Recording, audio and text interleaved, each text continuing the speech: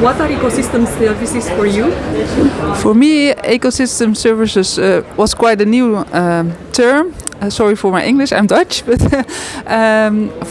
and in some way it's common sense. I mean, you know that a forest does deliver services on different aspects, but this gives me a tool to put it also onto paper and to show it to other people.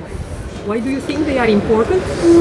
Because not everybody knows about it, and also not about the diversity of services it can provide. And by this method, you're able to share it with other people and to get new insights also, and to start discussions about the value of it. How would you describe in one word your impression of the course? It was, I think, inspiring and also interesting to. That's not one word, sorry.